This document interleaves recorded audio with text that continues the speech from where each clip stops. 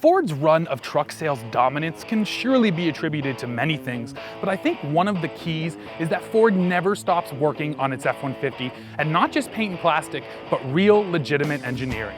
Case in point, the 2018 F-150. Now, over the last 2 years, Ford has completely overhauled its powertrain lineup, and for 2018, the truck gets a new face, and Ford says the technology here is smarter than ever.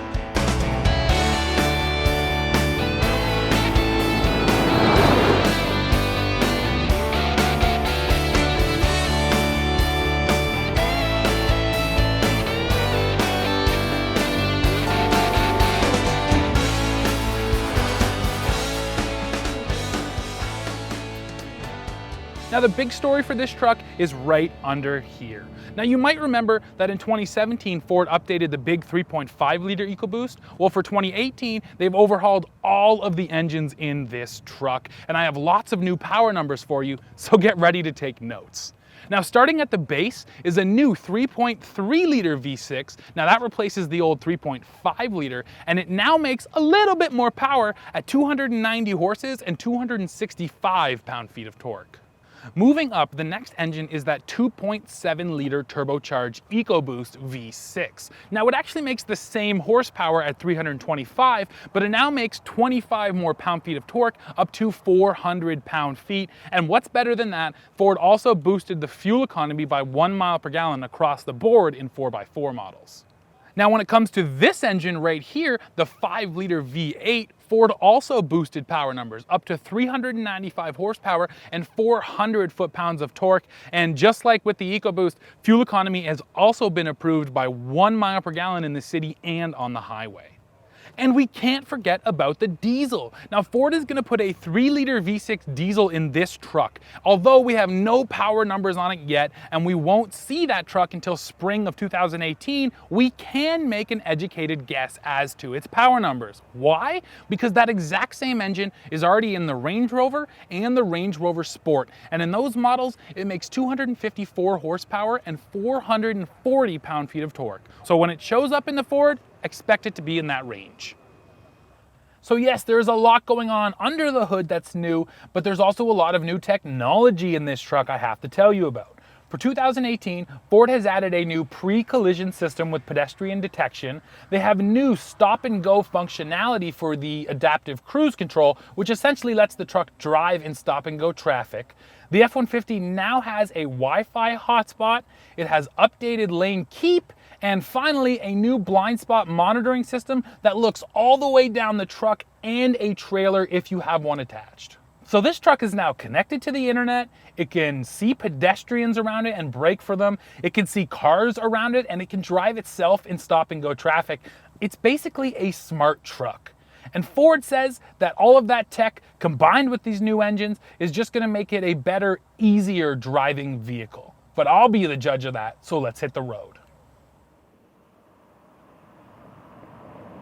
So this 5-liter is now hooked to Ford's 10-speed automatic, and it also has some new internal components which help to get the better fuel economy rating and to produce more power.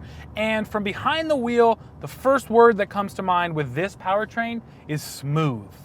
The 10-speed, even though it is working a lot, you can watch the gears kind of jumping all over the place, you don't really feel the shifts. And just like with the big EcoBoost, it can jump from 10th right down into 5th. It just bangs into gear, gets you right back into the power band, and it's really a non-existent shift. There's no big lurching or anything. And then adding to that smoothness of the transmission is this naturally aspirated V8.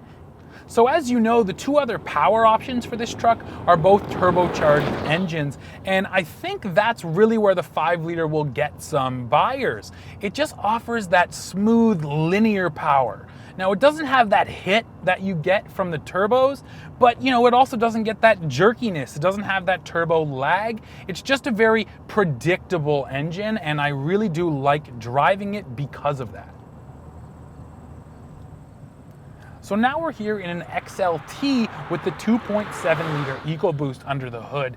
And what's interesting is this engine now makes 400 foot-pounds of torque, exactly the same as that 5-liter, but there's no doubt that this truck feels quicker.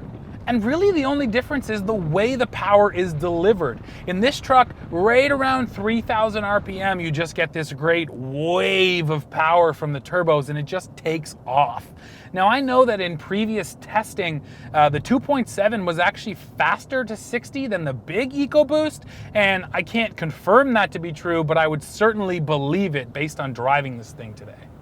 So also like that 5-liter, this 2.7 is hooked to the new 10-speed, and again, it's just seamless. The shifts are smooth, and the transmission just always seems to know where you want to be and when you want to be there. I expected it to be hunting all over the place, but in my experience, in every iteration of this thing I've driven, this 10-speed is smart and well designed. So with all of that said, why would you buy this 2.7-liter Ecoboost over those other engines? Well, first of all, the answer is fuel economy. This is now one of the most efficient engines you can get in this truck, and it's certainly the most efficient engine that makes 400 pound-feet of torque. Now, we didn't drive it very far today, so I can't really comment on the real-world fuel economy. In my experience with Ecoboost, it doesn't quite live up to its numbers, but if you baby it, if you try to stay out of the turbo, you can definitely get good numbers. So, if you're doing long highway drives, something like that, and you want the engine that's going to give you the best fuel economy and power mix, I think this 2.7 is the way to go. So to end the day today, we're here in another XLT, but this one has the 3.3-liter V6 under the hood. And this is a pretty plain Jane work truck, and it even has a front bench seat. And it's a bit of a novelty, but I absolutely love that. So this is the base engine in this truck, and it is now the only engine you can get which doesn't come with the 10-speed. This 3.3 liter is still hooked to a 6-speed automatic, and I think that's one of the biggest noticeable differences is the shifts in this thing are very pronounced. Because when you drop down a gear, it just, the ratios have to be spaced out further. So it really, hits when you drop down into gear. When you're upshifting, they're fairly smooth, but the downshifts in the 6-speed are, sort of abrupt and kind of rough. So that being said, first of all, this is the cheapest powertrain here in the F-150, so it's not a big surprise. It's not as refined as the others. But this engine also makes 290 horsepower, 265 pound-feet, and it feels fairly powerful. You know what? It doesn't really feel like it's lacking power. It doesn't feel like, in the old days when the base engine was like really, a dog. This engine is not that. It feels like it has good power, and I feel like if I had a trailer on the back, the low-end torque is definitely there to get it moving. So why are you going to buy this V6? Well, putting it simply, it's the cheapest engine, so you're going to spend less money. But what's great about it is it doesn't really feel cheap. It has plenty of power for passing, and it even gets the stop-start system that all the other engines get, so Ford didn't really cheap out on this little V6. And when it comes to actual prices, the most basic F-150 you can buy, a regular cab 4x2 version with this V6 is gonna sell for $27,380, and it just keeps on going up from there. Now, if you bump up to an XLT with the 2.7-liter Ecoboost and a super cab 4x4 configuration, you're gonna spend about $43,000. And Ford says that truck is its volume seller. Now, moving up the range, if you get a Lariat model and it comes standard with the 2.7, you're gonna spend about $40,600. The King Ranch, well, that comes standard with the 5-liter V8, and it's gonna cost you about $52,000. Its brother, the Platinum model, well, it sells for $54,000, and the top of the line Limited, it starts at $60,000, but once you load it with all of the options, you're looking at about $67,500. With brand new trucks coming from crosstown rivals Chevrolet and Ram in the very near future, with these updates, Ford has set up its F-150 to compete for years to come.